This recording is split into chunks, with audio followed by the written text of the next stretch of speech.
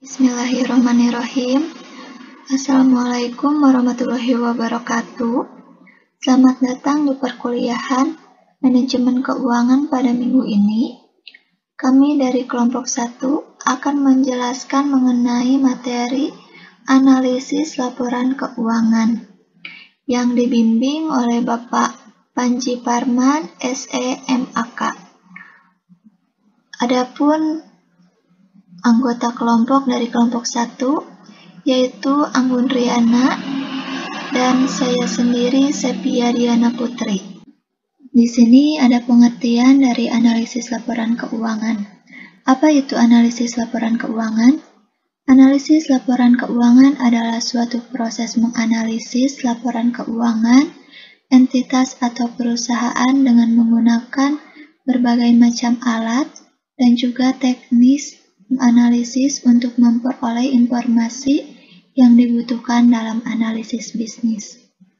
Adapun menurut para ahli, yaitu menurut Prastowo 2008, analisis laporan keuangan adalah penguraian suatu pokok atas berbagai bagiannya dan penelaahan bagian itu sendiri serta menghubungkan antar bagian untuk memperoleh pengertian yang tepat dan pemahaman arti secara keseluruhan. Tujuan dari analisis laporan keuangan diantaranya yaitu menilai kinerja manajemen pada tahun berjalan, mengetahui perubahan posisi keuangan perusahaan pada periode tertentu, mengetahui kelemahan dan kelebihan apa saja yang dimiliki perusahaan, dan mengetahui langkah perbaikan apa saja yang perlu dilakukan ke depannya yang berkaitan dengan posisi keuangan dan kinerja perusahaan. Adapun metode dari analisis laporan keuangan ini terbagi menjadi 4 metode. Yang pertama yaitu metode komparatif. Metode ini merupakan perbandingan yang digunakan dengan cara menggunakan angka-angka di dalam laporan keuangan dan membandingkan dengan angka-angka yang ada di laporan keuangan tahun sebelumnya. Kedua, ada metode analisis. Metode ini menggunakan teknik perbandingan laporan keuangan beberapa tahun dan kemudian menggambarkan grafik tren dan grafiknya. Oleh karena itu, pada metode ini dibutuhkan pengetahuan mengenai ilmu statistik. Ketiga, ada metode Common Size Financial Statement. Metode ini merupakan metode analisis yang menjadikan laporan keuangan dalam bentuk presentasi. Dan terakhir ada metode Index Time Series. Metode ini dihitung dengan cara menggunakan laporan keuangan sebagai indeks dan dipilih sebagai tahun dasarnya. Adapun rumus dari metode Index Time Series yaitu indeks tahun N sama dengan angka laporan tahun N dibagi dengan angka dasar dikali dengan 100.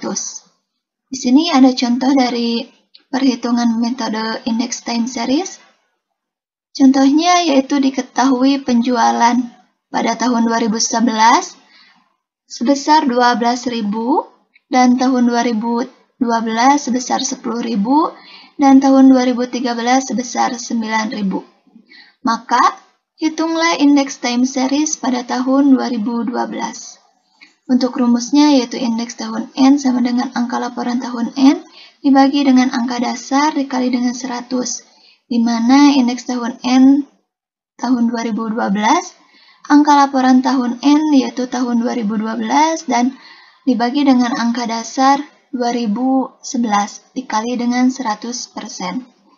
Maka jadi 10.000 dibagi dengan 12.000 dikali dengan 100% hasilnya adalah 83,3%. Jadi, metode Index Time Series pada tahun 2012 adalah 83,3%. Di sini ada analisis mengenai rasio laporan keuangan perusahaan, yaitu rasio likuiditas. Rasio ini adalah rasio untuk mengukur kemampuan perusahaan untuk memenuhi kemampuan finansialnya dalam jangka pendek. Adapun jenis-jenis dari rasio likuiditas Yang pertama adalah cash ratio. Cash ratio adalah rasio untuk mengukur kemampuan perusahaan dalam membayar kewajiban finansial jangka pendek dan menggunakan kas yang tersedia dan berikut surat berharga atau efek jangka pendek. Adapun rumus dari cash ratio yaitu kas ditambah efek dibagi dengan hutang lancar dikali dengan 100%, di mana efek ini adalah setara kas. Untuk contohnya yaitu PT Mawar memiliki aktiva lancar sebanyak 150 juta, yang diantaranya adalah 30 juta berbentuk uang tunai dan 10 juta adalah rekening giro bank. Dan perusahaan memiliki hutang lancar sebanyak 90 juta. Berapakah rasio kas perusahaan PT Mawar? Untuk yang diketahuinya yaitu kas sebesar 30 juta, setara kas sebesar 10 juta, dan hutang lancar sebesar 90 juta. Maka ditanyakannya adalah cash ratio. Kita langsung saja jawab. Untuk rumusnya tadi sudah disebutkan bahwa cash ratio sama dengan kas ditambah setara kas dibagi dengan hutang lancar dikali dengan 100%, di mana kas adalah 30 juta, ditambah setara kas adalah 10 juta, dan dibagi dengan hutang lancar sebesar 90 juta. Dikali dengan 100%, maka diperoleh adalah 44,4%. Jadi, rasio kas PT Mawar adalah sebesar 44,4% atau sebanyak 0,44 rupiah. Kedua ada current ratio. Current ratio adalah rasio untuk mengukur kemampuan perusahaan dalam membayar kewajiban finansial jangka pendek dengan menggunakan aktiva lancar. Untuk rumusnya yaitu current ratio sama dengan aktiva lancar dibagi dengan hutang lancar dikali dengan 100%. Ketiga ada quick ratio. Quick ratio adalah rasio untuk mengukur kemampuan perusahaan dalam membayar kewajiban finansial jangka pendek dengan menggunakan aktiva lancar yang lebih liquid. Untuk rumusnya yaitu quick ratio sama dengan kas ditambah efek ditambah piutang dibagi dengan hutang lancar dikali dengan 100%. Atau bisa juga aktiva lancar dikurangi persediaan dibagi dengan hutang lancar dikali dengan 100%. Contohnya, diketahuinya adalah aktiva lancar, di mana aktiva lancar memuat kas, sekuritas, piutang dagang, persediaan, dan perlengkapan dengan jumlah sebesar 20.500.000 dan utang lancar diantaranya utang dagang, utang gaji, dan utang lain-lain dengan jumlah sebesar 10 juta. Hitunglah current ratio dan quick ratio. Kita jawab saja langsung. Untuk rumus dari current ratio adalah aktiva lancar dibagi dengan hutang lancar dikali dengan 100%. Di mana aktiva lancar itu adalah sebesar 20.500.000 dan hutang lancar sebesar 10.500.000. Dikali dengan 100%, maka diperoleh 205%.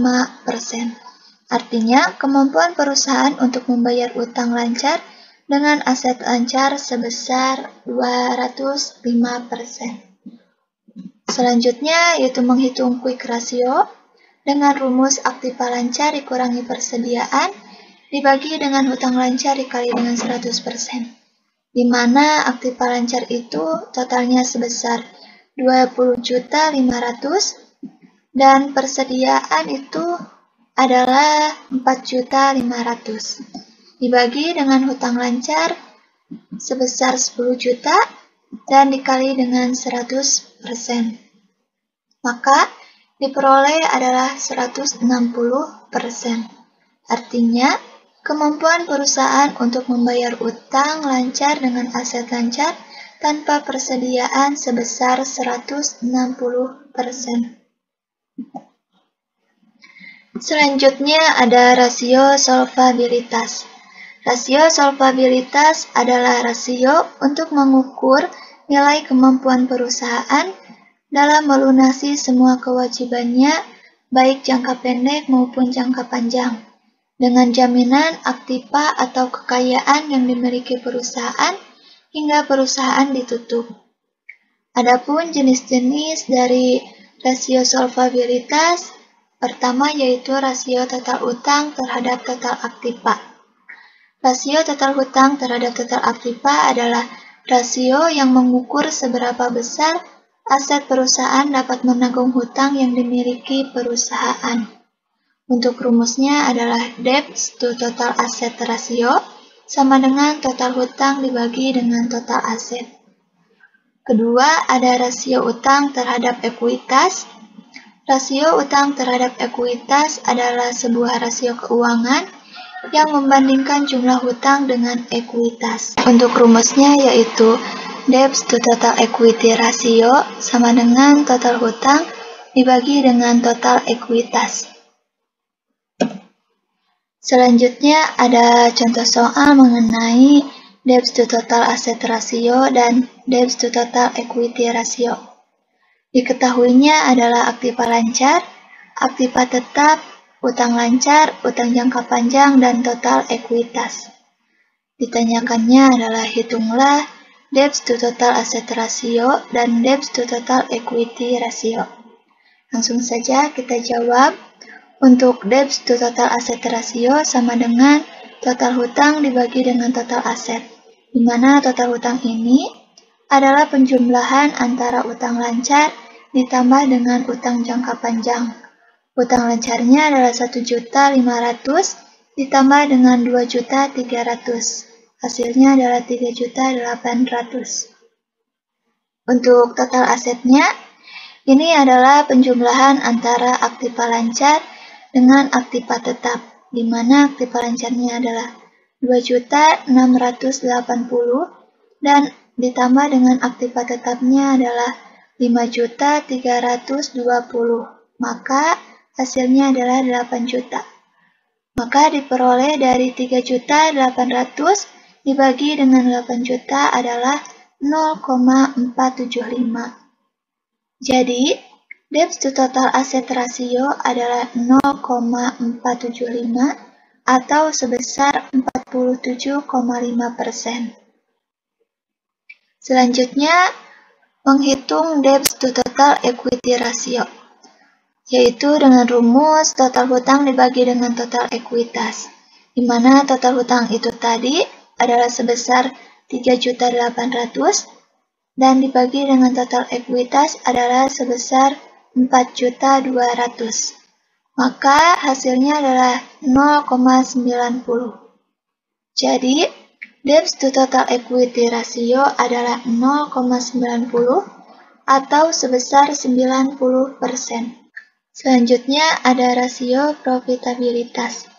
Rasio profitabilitas adalah rasio atau perbandingan untuk mengetahui kemampuan perusahaan mendapatkan laba atau profit dari pendapatan atau earning terkait dengan penjualan, aset, dan ekuitas berdasarkan pengukuran tertentu.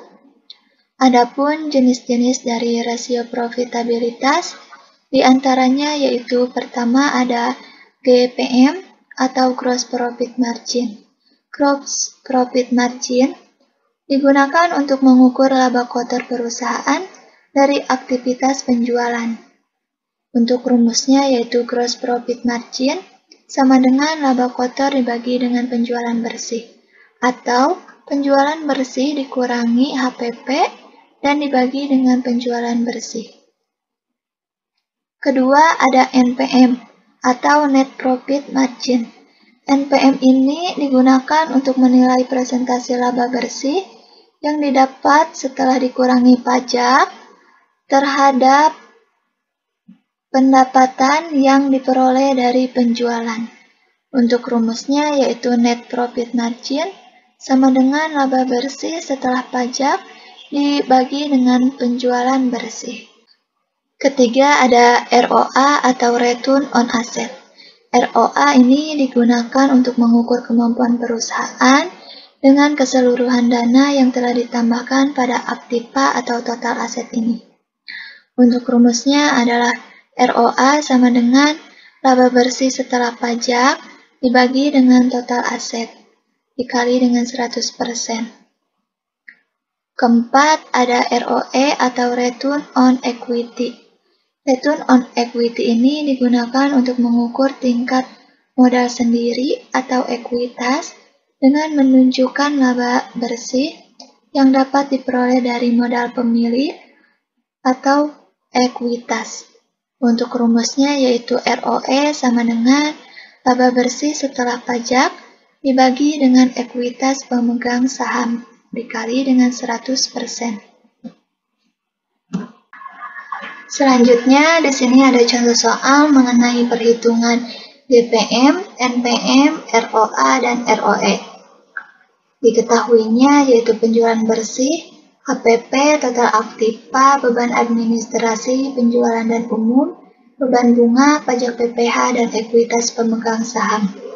Untuk ditanyakannya yaitu hitunglah GPM, NPM, ROA, dan ROE-nya. Baik, kita langsung saja jawab. Pertama, kita cari dulu GPM-nya atau Gross Profit Margin. Untuk rumusnya yaitu laba kotor dibagi dengan penjualan bersih, atau bisa juga penjualan bersih dikurangi HPP dibagi dengan penjualan bersih. Karena di sini diketahuinya penjualan bersih, maka kita hitung menggunakan rumus yang ini.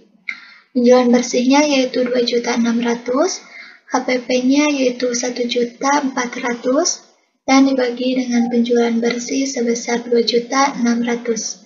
Maka diperoleh hasilnya adalah 0,461. Jadi, margin laba kotornya adalah 0,461 atau sebesar 46,1%. Selanjutnya, kita hitung NPM atau Net Profit Margin-nya. Untuk rumusnya yaitu laba bersih setelah pajak dibagi dengan penjualan bersih, di mana laba bersih ini adalah diperoleh dari EBT atau Earning Before Tax ditambah dengan PPh, di mana EBT ini adalah beban bunga, karena beban bunga ini termasuk ke dalam beban keuangan. Dan untuk pajak PPh-nya adalah ini sebesar 220. Jadi untuk mencari laba bersih setelah pajak ini, tinggal kita jumlahkan saja beban bunga dengan pajak PPh, yaitu sebesar 70.000 ditambah dengan 220.000. Hasilnya adalah 290.000. Dan dibagi dengan penjualan bersihnya yaitu 2.600.000. Maka hasilnya adalah 0,111. Jadi, tingkat keuntungannya adalah sebesar 0,111 atau sebesar 11,1%. Terus kita hitung untuk ROA-nya. Untuk rumusnya yaitu laba bersih setelah pajak dibagi total aset dikali dengan 100%. Di mana laba bersih setelah pajak ini tadi sudah diketahui yaitu 290. Dan total asetnya yaitu total aktiva sama dengan 4 juta. Maka 290 dibagi dengan 4 juta dikali dengan 100%, hasilnya adalah 7,25%. Untuk perhitungan ROE-nya yaitu rumusnya adalah laba bersih setelah pajak dibagi dengan ekuitas pemegang saham dikali dengan 100%. Di mana laba bersih setelah pajak ini tadi sudah yaitu 290 dan ekuitas pemegang sahamnya yaitu sebesar 2 juta. Maka 290 dibagi dengan 2 juta dikali dengan 100% hasilnya adalah 14,5%. Baik, saya akan melanjutkan pembahasan dari Sepia. ROS atau Return on Sales digunakan untuk menampilkan tingkat keuntungan perusahaan setelah pembayaran biaya-biaya variabel produksi seperti upah pekerja, bahan baku, dan lain-lain sebelum dikurangi pajak dan bunga. Adapun rumus ROS adalah laba sebelum pajak dan bunga dibagi penjualan dikali 100%. Kita langsung ke contoh. PT Megah mempunyai modal sebesar dan menghasilkan laba sebelum pajak dan bunga sebesar Rp600.000, sedangkan penjualan adalah sebesar Rp2 juta. Hitunglah ROS. Maka kita jawab ROS sama dengan laba sebelum pajak dan bunga dibagi penjualan dikali 100% sama dengan 600.000 dibagi 2 juta dikali 100% sama dengan 30%. Jadi rasio pengembalian penjualan PT Megah sebesar 30%. Selanjutnya, ROCE atau Return on Capital Employed digunakan untuk mengukur keuntungan perusahaan dari modal yang dipakai dalam bentuk persentase. Adapun rumus ROCE adalah laba sebelum pajak dan bunga dibagi modal dikali 100%. Contohnya, PT Makmur memiliki total aset sebesar Rp1.200.000.000 dengan kewajiban sebesar Rp400.000.000. Pada tahun yang sama, perusahaan tersebut berhasil memperoleh laba operasi bersih sebesar Rp1 miliar. Berapakah ROCE perusahaan tersebut? Maka kita jawab, ROCE sama dengan laba sebelum pajak dan bunga dibagi modal dikali 100%. Sama dengan 1 miliar dibagi 1.200.000.000 dikurang 400 juta dikali 100%. Hasilnya sama dengan 1,25. Selanjutnya, ROI, Return on Investment, digunakan untuk mengukur kemampuan perusahaan secara keseluruhan dalam menghasilkan keuntungan terhadap jumlah aktiva secara keseluruhan yang tersedia pada perusahaan. Adapun rumus ROI sama dengan laba atas investasi dikurang investasi awal dibagi total investasi dikali 100%. Contohnya, investasi awal sebuah perusahaan adalah Rp10 juta dan diperoleh laba sebesar Rp25 juta. Hitunglah presentasi ROI perusahaan tersebut. Maka kita jawab ROI sama dengan laba atas investasi dikurang investasi awal dibagi total investasi dikali 100% sama dengan 25 juta dikurang 10 juta dibagi 10 juta dikali 100% sama dengan 150%. Selanjutnya ada EPS, earning per share. EPS digunakan untuk menilai tingkat kemampuan per lembar saham dalam menghasilkan laba untuk perusahaan. Adapun rumus EPS sama dengan laba bersih setelah pajak dikurang dividen saham dibagi jumlah saham biasa yang beredar. Contohnya, perusahaan A mempunyai saham yang beredar sebanyak 1 juta lembar pada tahun 2016. Laba bersih setelah pajak adalah Rp1 miliar. Perusahaan A kemudian memutuskan untuk membagikan 10% dividen atau sekitar 100 juta kepada pemegang sahamnya. Berapakah EPS perusahaan tersebut? Maka jawabannya EPS sama dengan laba bersih setelah pajak dikurang dividen saham dibagi jumlah saham biasa yang beredar sama dengan Rp1 miliar dikurangi 100 juta dibagi 1 juta sama dengan 100. Materi selanjutnya yaitu rasio aktivitas. Rasio aktivitas adalah rasio yang digunakan untuk menilai efisiensi atau efektivitas perusahaan dalam pemanfaatan sumber daya atau aset atau aktiva yang dimiliki oleh suatu perusahaan. Jenis-jenis rasio aktivitas yaitu ada 3. Yang pertama, inventory turnover. Inventory turnover digunakan untuk menunjukkan berapa hari yang biasanya dibutuhkan perusahaan untuk mengubah persediaan menjadi penjualan. Adapun rumusnya yaitu harga pokok penjualan dibagi persediaan. Yang kedua, receivable turnover digunakan untuk berapa kali piutang dapat diubah oleh perusahaan menjadi uang tunai. Adapun rumusnya yaitu penjualan kredit dibagi piutang. Aset turnover.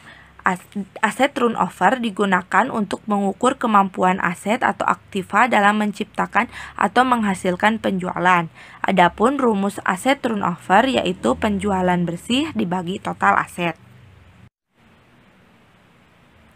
Contoh soal, diketahui HPP sama dengan Rp20.893.870,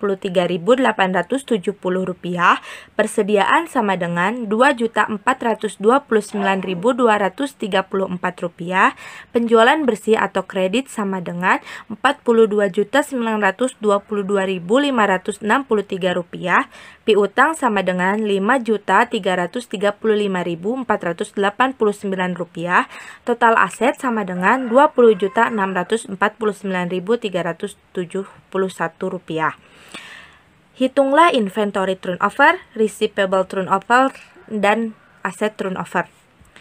Maka kita jawab yang pertama, inventory turnover sama dengan harga pokok penjualan dibagi persediaan sama dengan Rp20.893.870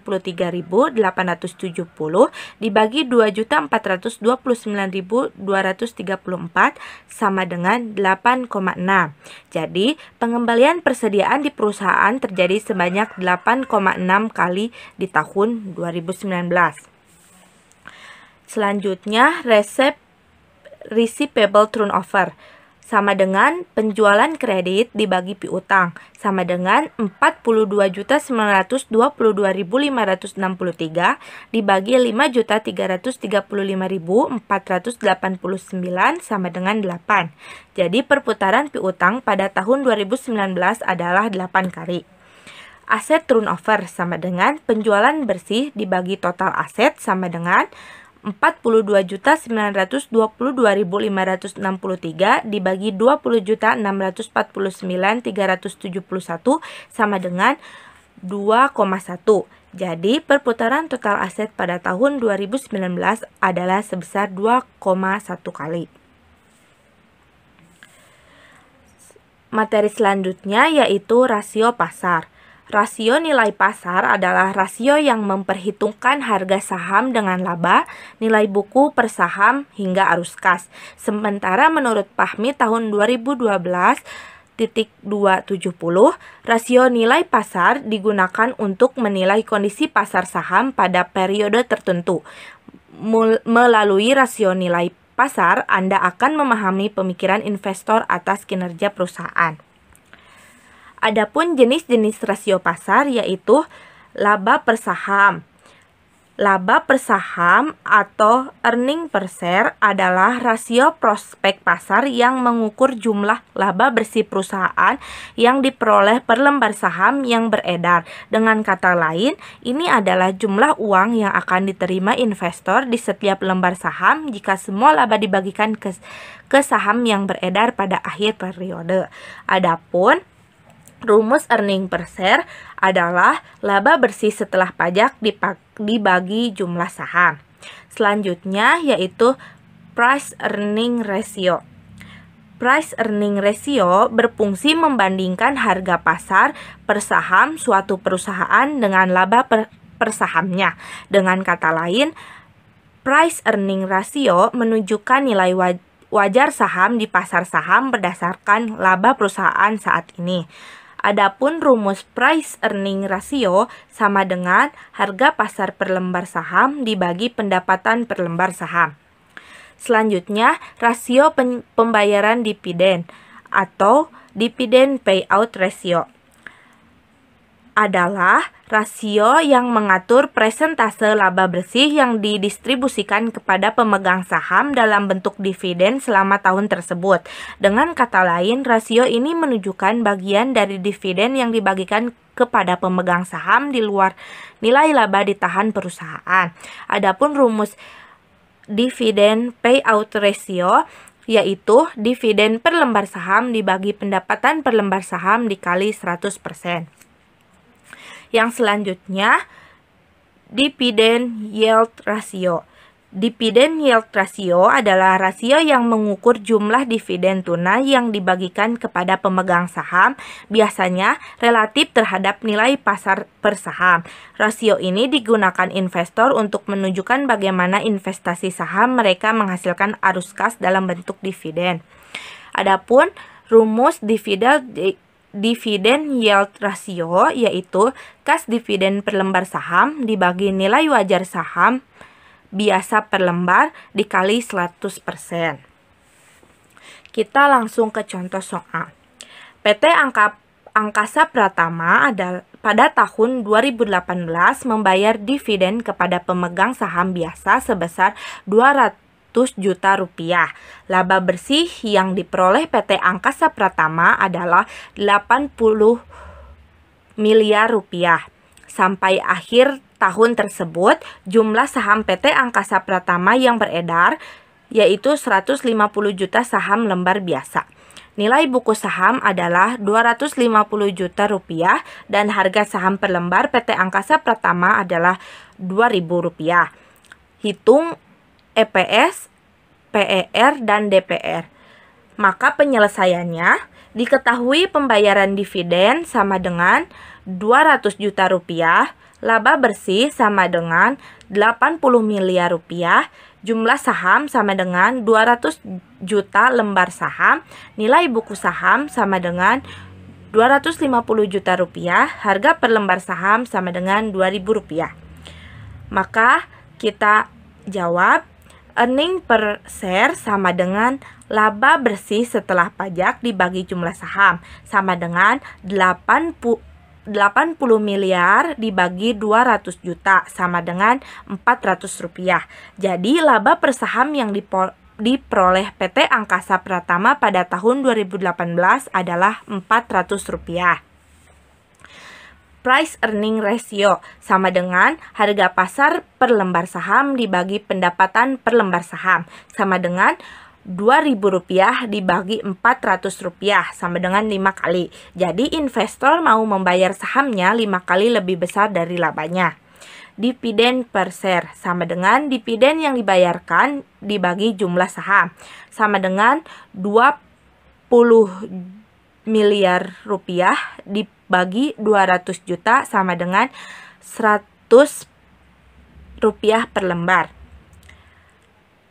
DPR sama dengan dividen per lembar saham dibagi pendapatan per lembar saham dikali 100% sama dengan Rp100 dibagi Rp400 dikali 100% sama dengan 25%.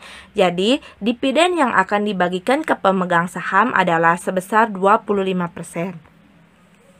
Selanjutnya, analisis indeks dan analisis common size. Analisis indeks merupakan teknik analisis horizontal terhadap laporan keuangan komparatif. Analisis indeks mengubah semua angka dalam laporan keuangan pada tahun dasar menjadi 100%, menganalisis perubahan tiap pos dalam laporan keuangan untuk beberapa periode. Analisis common size menganalisis laporan keuangan untuk satu periode tertentu dengan cara membandingkan pos yang satu dengan pos yang lain dengan menggunakan persentase di mana salah satu pos ditetapkan sebagai patokan 100%. Merubah angka-angka yang ada di dalam neraca dan laba rugi di mana pos-pos aktiva di neraca common base-nya adalah total aktiva. Pos-pos utang dan ekuitas common base-nya adalah total pasipa, sedangkan pos-pos laba rugi common base-nya adalah penjualan. Di sini ada contoh soal mengenai analisis indeks dan analisis common size. Saya akan menjelaskan mengenai analisis indeks atau perhitungan neraca indeks. Tadi, sebagaimana telah disebutkannya di pengertian analisis indeks, bahwa tahun dasarnya yaitu tahun 2001-nya ini diubah menjadi 100% untuk semua akun-akun yang ada di analisis indeks ini. Baik, kita langsung saja mulai untuk perhitungan neraca indeks pada tahun 2002-nya. Baik, untuk menghitung neraca indeks pada tahun 2002 ini, kita harus menggunakan rumus. Rumusnya itu adalah neraca umum 2002 dibagi dengan neraca umum 2001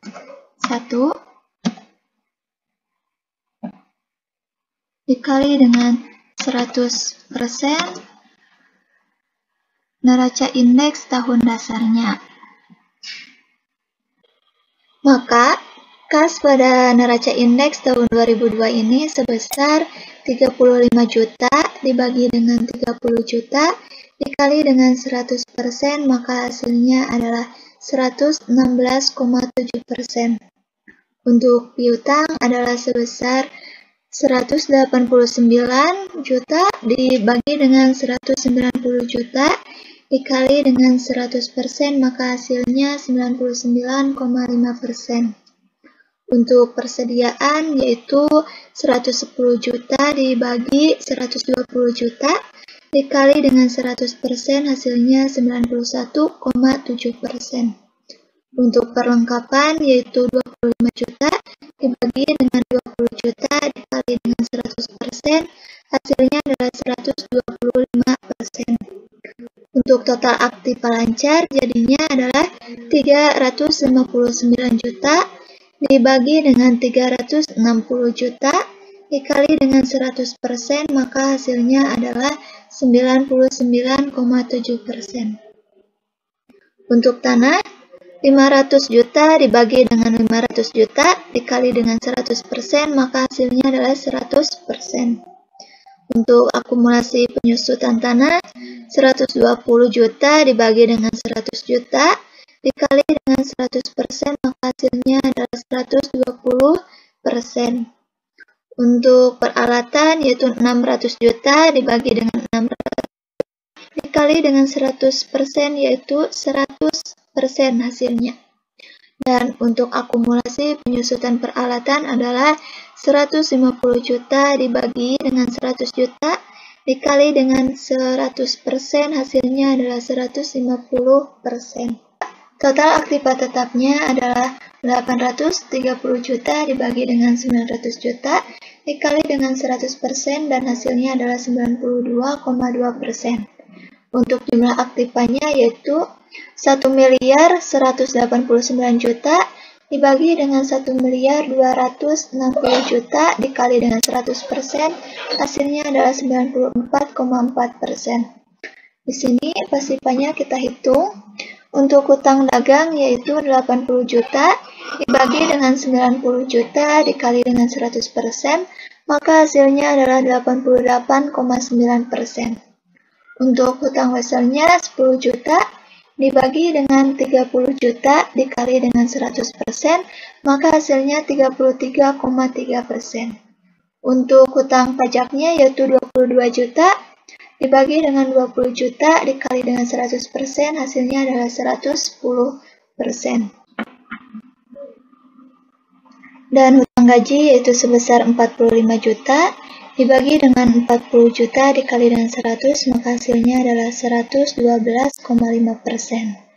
Untuk total hutang jangka pendeknya yaitu 157 juta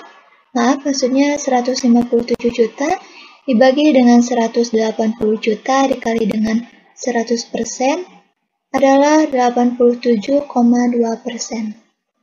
Untuk ini tuh hutang jangka panjangnya ada obligasi 54 juta dibagi dengan 59 juta dikali dengan 100%, maka hasilnya 91,5%.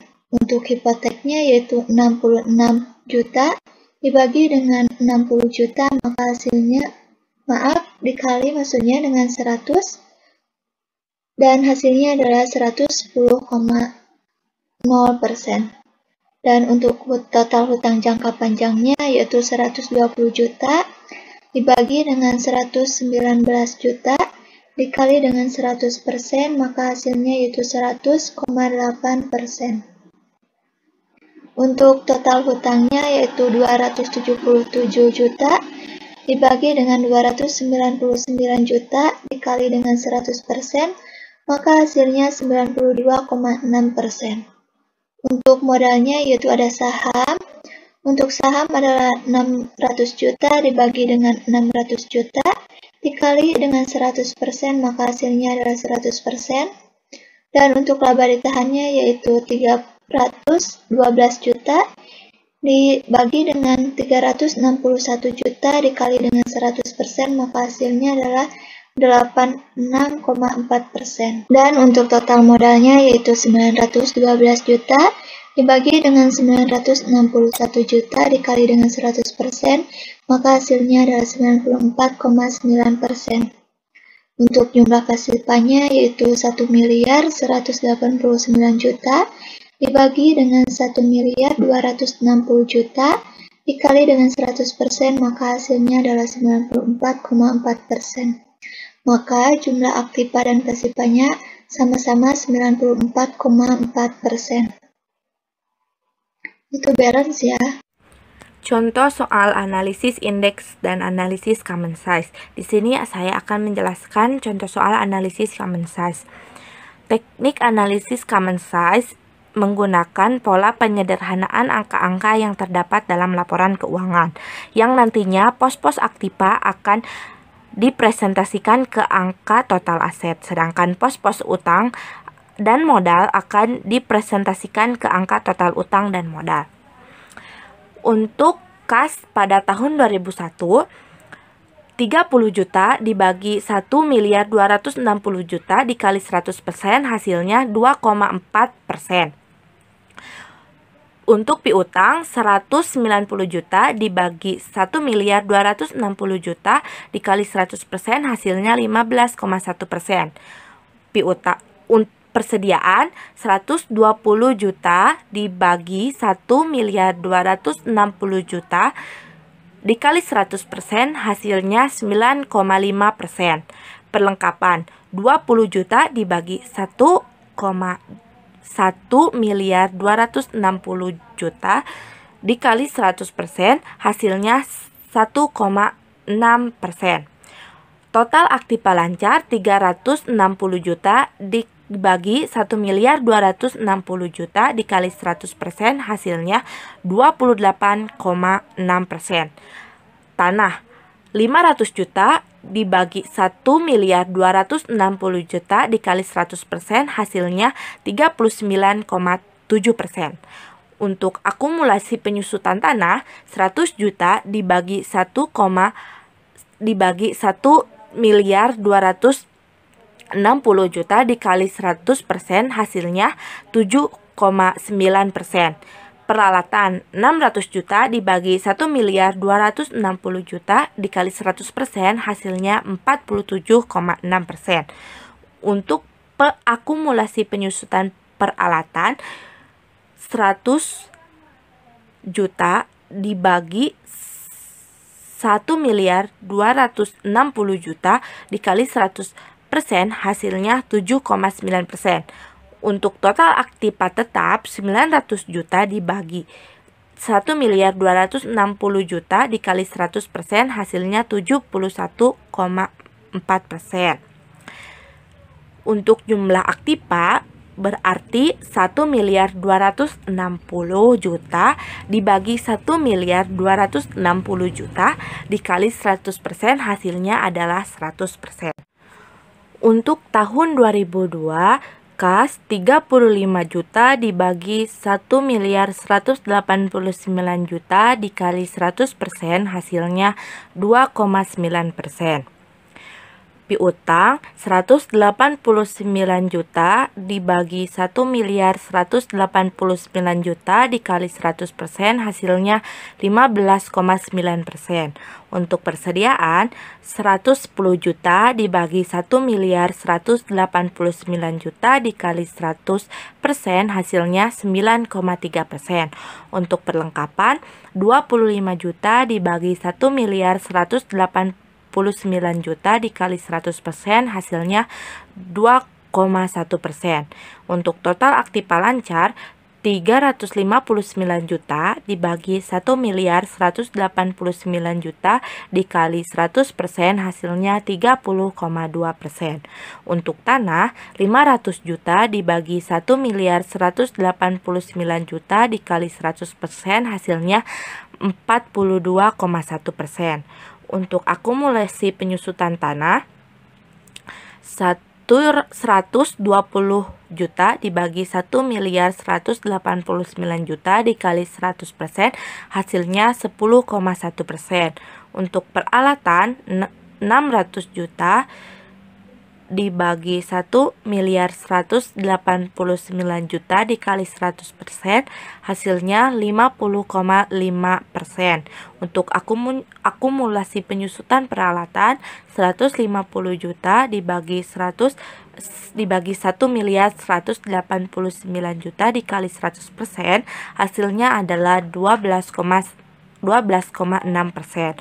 Untuk total aktiva tetap, 830 juta dibagi 1 miliar 189 juta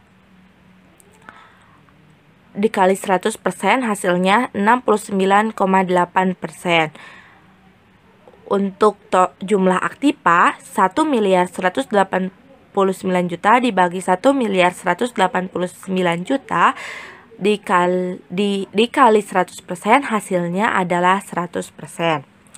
Untuk Pasipa pada tahun 2001, hutang dagang 90 juta dibagi 1 miliar 260 juta dikali 100% hasilnya 7,1%.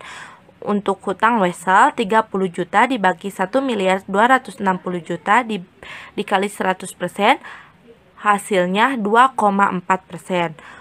Hutang pajak 20 juta dibagi 1 miliar 260 juta dikali 100% hasilnya 1,6%. Hutang gaji 40 juta dibagi 1 miliar 260 juta dikali 100% hasilnya 3,2%. Total hutang jangka pendek 180 juta dibagi 1 miliar 260 juta dikali 100% hasilnya 14,3%. Obligasi 59 juta dibagi 1 miliar 260 juta dikali 100% hasilnya 4,7%. Hipotek 60 juta dibagi 1 miliar 260 juta dikali 100% hasilnya 4,8%. Untuk total hutang jangka panjang 119 juta dibagi 1 miliar 260 juta dikali 100% hasilnya 9,4%. Total hutang 299 juta dibagi 1 miliar 260 juta dikali 100% hasilnya 23,7%. Saham 600 juta dibagi 1 miliar 260 juta dikali 100% hasilnya adalah 47,6%. Laba ditahan 361 juta dibagi 1 miliar 260 juta dikali 100% hasilnya 28,7%. Total modal 961 juta dibagi 1 miliar 260 juta dikali 100% hasilnya adalah 76,3%. Maka jumlah Pasipa otomatis menjadi 100%. Untuk tahun 2002, hutang dagang 80 juta dibagi 1 miliar 189 juta dikali 100% hasilnya adalah 6,7%. Untuk hutang Wesel 10 juta dibagi 1 miliar 189 juta dikali 100% hasilnya 0,8%. Hutang pajak 22 juta dibagi 1 miliar 189 juta dikali 100% hasilnya adalah 1,9%. Hutang gaji 45 juta dibagi 1 miliar 189 juta dikali 100% hasilnya adalah 3,8%. Total hutang jangka pendek 157 juta dibagi 1.189 juta dikali 100 hasilnya dikali 100% hasilnya adalah 13,2%. Untuk obligasi 54 juta dibagi 1.189 juta dikali 100% hasilnya adalah 4,5%. Untuk hipotek 66 juta dibagi 1.189 juta dikali 100% hasilnya 5,6%. Total hutang jangka panjang 120 juta dibagi 1.189 juta dikali 100% hasilnya 10,1%. Total hutang 277 juta dibagi 1.189 juta dikali 100% hasilnya 23,3%. Saham 600 juta dibagi 1.189 juta dikali 100% hasilnya 50,5%. Laba ditahan 312 juta dibagi 1.189 juta dikali 100% hasilnya adalah 26,2%. Total modal 912 juta dibagi 1.189 juta dikali 100 hasilnya 76,7%. Maka jumlah pasifa otomatis menjadi 100%. Di sini saya akan kembali menjelaskan tentang soal beserta jawabannya, yaitu tentang soal dan jawaban rasio pasar. Untuk soalnya, harga saham per lembar PT Karya Muda adalah Rp12.000. PT Karya Muda mendapatkan laba bersih sebesar Rp6.000 per lembar dan dibagikan kepada pemegang saham sebesar Rp2.000 per lembar. Hitunglah price earning ratio, dividend yield ratio, dividend payout ratio. Untuk penyelesaiannya, diketahui harga per lembar saham sama dengan Rp12.000. Laba bersih sama dengan Rp6.000 per lembar. Dividen per lembar saham sama dengan Rp2.000 per lembar. Yang ditanyakan yaitu price earning ratio, dividend yield ratio, dan dividend payout ratio. Maka kita jawab price earning ratio sama dengan harga pasar per lembar saham dibagi pendapatan per lembar saham.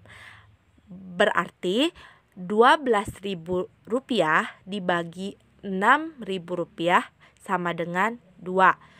Jadi investor mau membayar sahamnya 2 kali lebih besar dari labanya.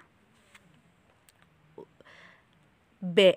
DYR atau Dividend Yield Ratio sama dengan kas dividen per lembar saham dibagi nilai wajar saham biasa per lembar dikali 100%. Sama dengan Rp2.000 dibagi Rp12.000 dikali 100% sama dengan 17%. Jadi perusahaan mampu menahan laba sebesar 17%. C. DPR atau Dividend Payout Ratio sama dengan dividen per lembar saham dibagi pendapatan per lembar saham dikali 100% sama dengan Rp2.000 dibagi Rp6.000 dikali 100% sama dengan 33%. Jadi dividen yang akan dibagikan ke pemegang saham adalah sebesar 33%.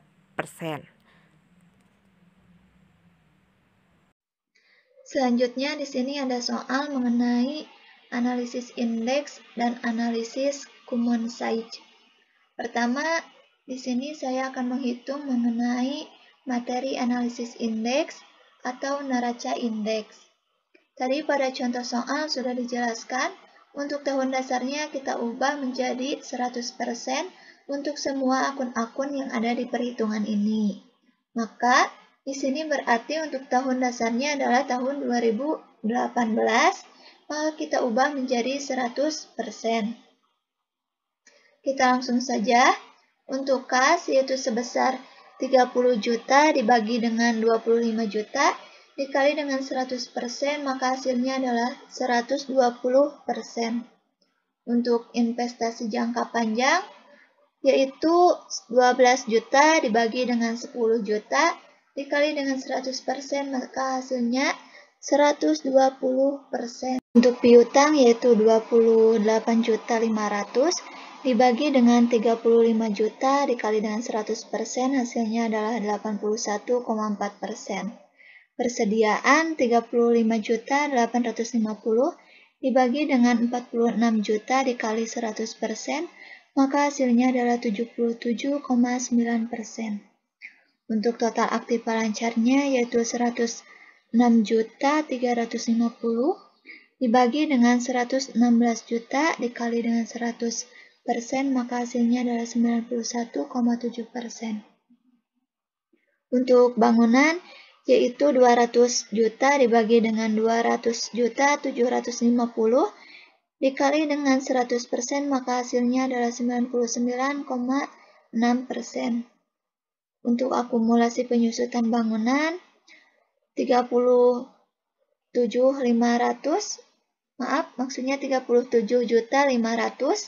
dibagi dengan 25 juta dikali dengan 100%, maka hasilnya adalah 150%. Untuk kendaraan yaitu 140 dibagi dengan 140 dikali dengan 100%, maka hasilnya adalah 100%. Untuk akumulasi penyusutan kendaraannya yaitu 32.750.000 dibagi dengan 21.500.000 dikali dengan 100%, maka hasilnya adalah 152,3%. Untuk total aktivanya yaitu ada 269.750.000 dibagi dengan 294.250.000 dan dikali dengan 100%, maka hasilnya adalah 91,7%. Untuk jumlah aktivanya 376.100.000 dibagi dengan 410.250.000 dikali dengan 100%, maka hasilnya adalah 91,7%. Kita hitung untuk pasifannya. Di sini ada hutang usaha 25.760.000 dibagi dengan 39.580.000 dikali dengan 100%, maka hasilnya 65,1%. Untuk hutang wesel 23.750.000 dibagi dengan 19.500 dikali dengan 100%, maka hasilnya adalah 121,8%. Untuk hutang pajak yaitu 7.132.000 dibagi dengan 8.120 dikali dengan 100%, maka hasilnya adalah 87,8%. Untuk hutang gajinya yaitu 19 juta dibagi dengan 22 juta dikali dengan 100%, maka hasilnya adalah 86,4%. Untuk total hutang jangka pendeknya yaitu 75.652 dibagi dengan 89.200 dikali dengan 100%, maka hasilnya yaitu 84,8%.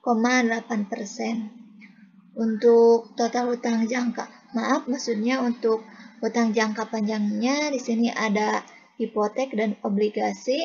Untuk hipotek yaitu 50 juta dibagi dengan 59.350 dikali dengan 100%, maka hasilnya adalah 84,2%.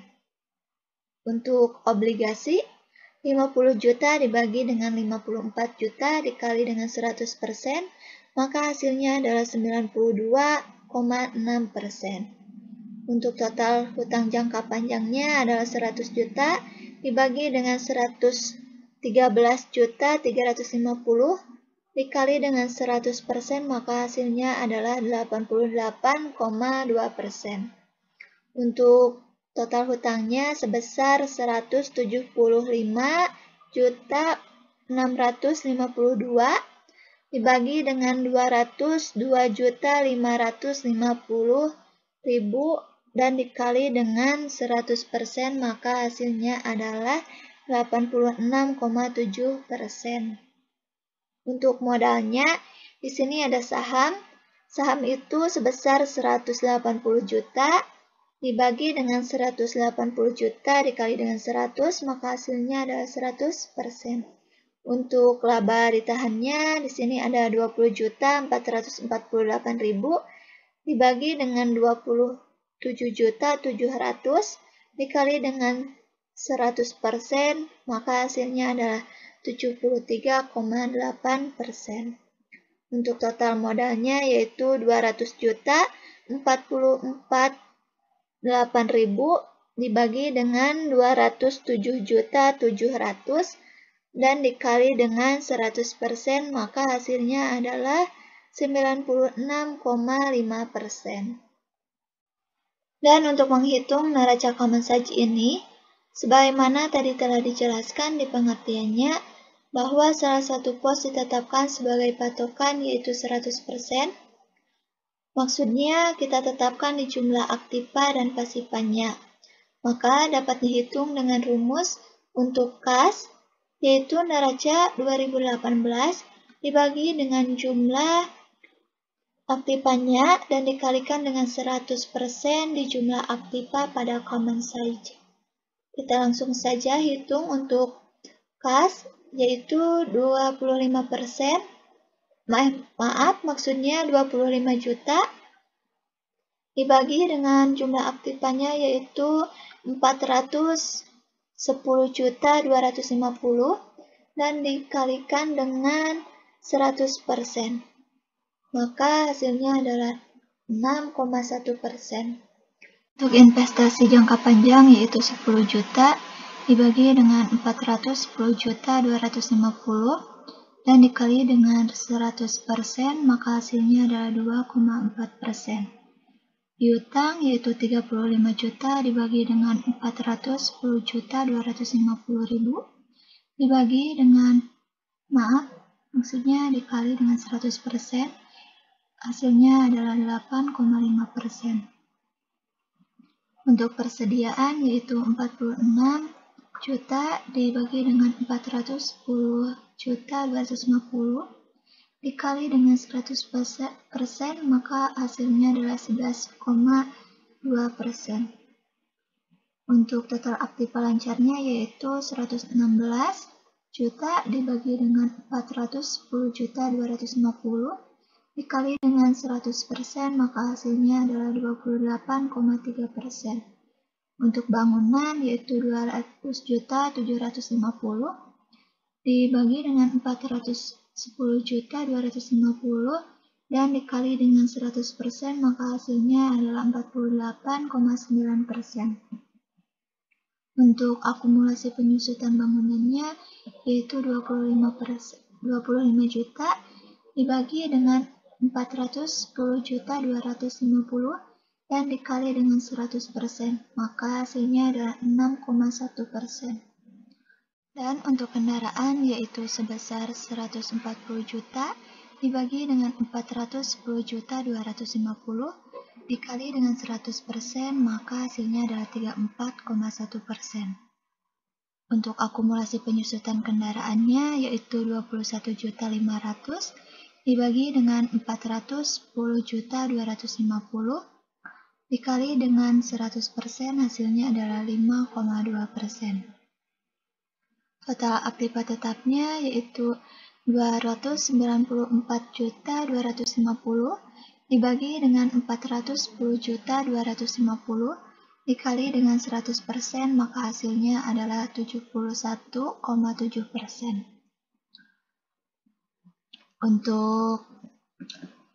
Untuk pasifanya yaitu ada hutang usaha, di mana hutang usaha ini dibagi dengan jumlah pasifa yang ada di sini dan dikalikan dengan 100 yang ada di sini. Jadi, hutang usaha itu sebesar 39 dibagi dengan 410.250.000 dikali dengan 100%. Maka hasilnya ini adalah sebesar 9,6%. Dan untuk hutang Wesel sebesar 19.500.000 dibagi dengan 410.250 dikali dengan 100%, maka hasilnya adalah 4,8%. Untuk hutang pajak 8.120.000 dibagi dengan 410.250 dikali dengan 100%, maka hasilnya adalah 2,0%. Hutang gaji yaitu 22 juta dibagi dengan 410.250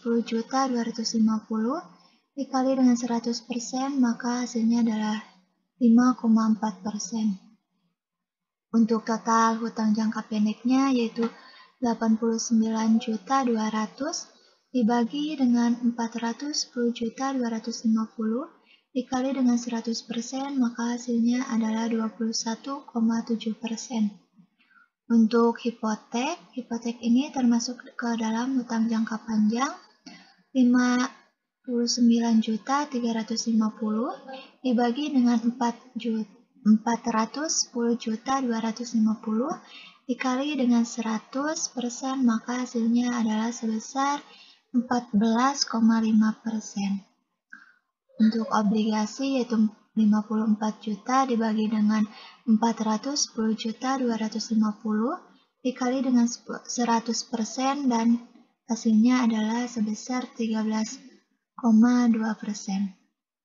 Untuk total hutang jangka panjangnya yaitu sebesar 113.350 dibagi 410.250 dikali dengan 100%, maka hasilnya adalah 27,6%. Total hutangnya yaitu sebesar 202.550.000 dibagi dengan 410.250.000 dikali dengan 100%, maka hasilnya adalah 49,4%. Untuk modalnya yaitu ada di sini saham dan laba ditahan. Untuk saham sebesar 180 juta dibagi dengan 410.250 dikali dengan 100%, maka hasilnya adalah sebesar 43,9%. Laba ditahan sebesar 27.700 dibagi dengan 410.250 dikali dengan 100%, maka hasilnya adalah 6,8%. Total modalnya sebesar 207.700 dibagi dengan 410.250 dikali dengan 100, maka hasilnya adalah 50,6%. Selanjutnya yaitu kita hitung untuk tahun 2019-nya, berarti kita pakainya yang 2019 di neracanya.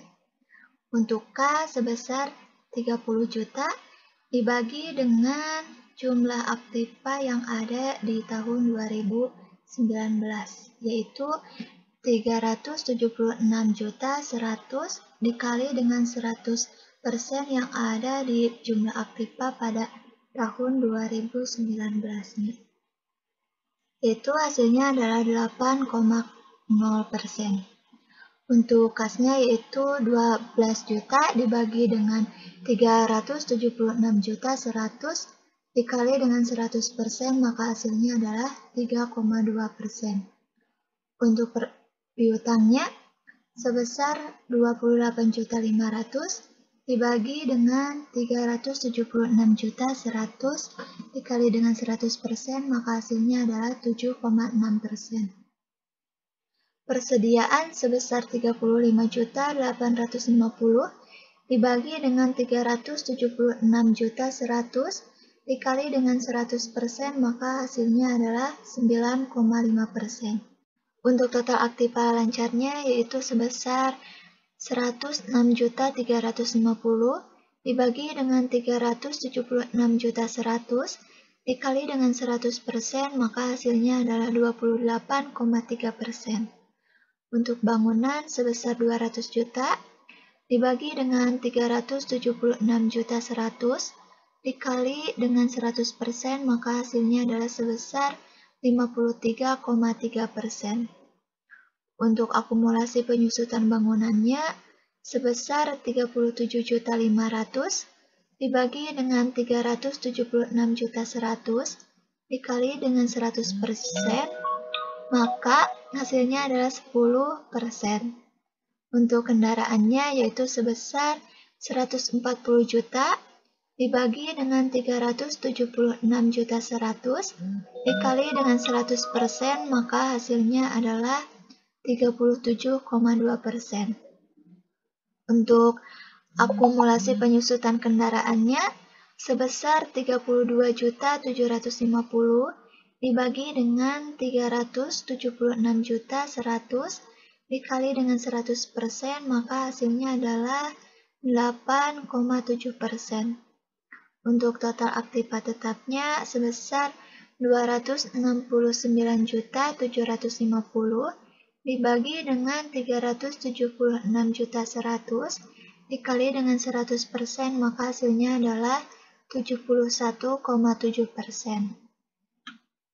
Selanjutnya ada pasipa, di mana hutang usaha itu sebesar 25.760 dibagi dengan 376.100 dan dikali dengan 100%, maka hasilnya adalah sebesar 6,8%. Untuk hutang weselnya 23.760 dibagi dengan 376.100 dikali dengan 100, maka hasilnya adalah 6,3%. Untuk hutang pajak sebesar 7.132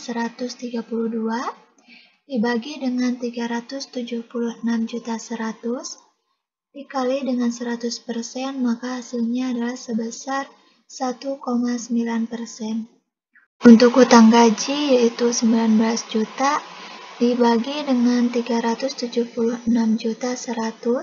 dikali dengan 100%, maka hasilnya adalah 5,1%.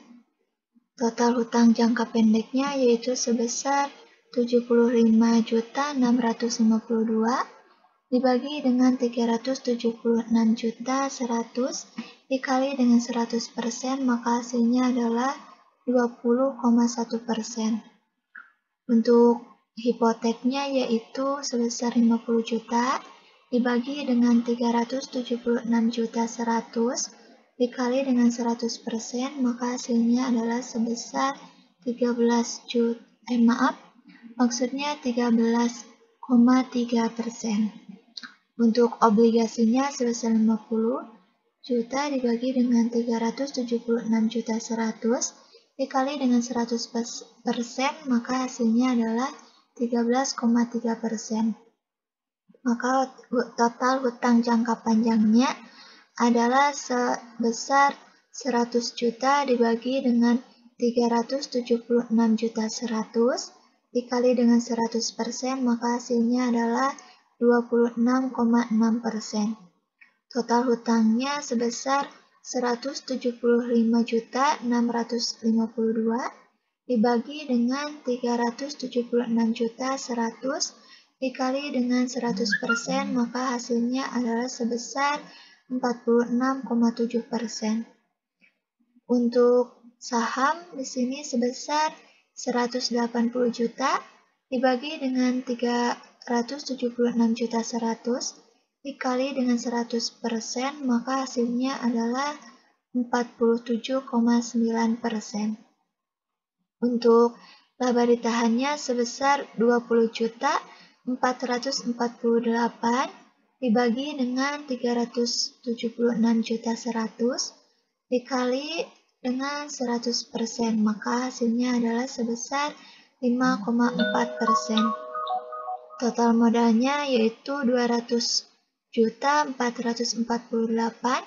dibagi dengan 376.100.000 dikali dengan 100%, maka hasilnya adalah 53,3%.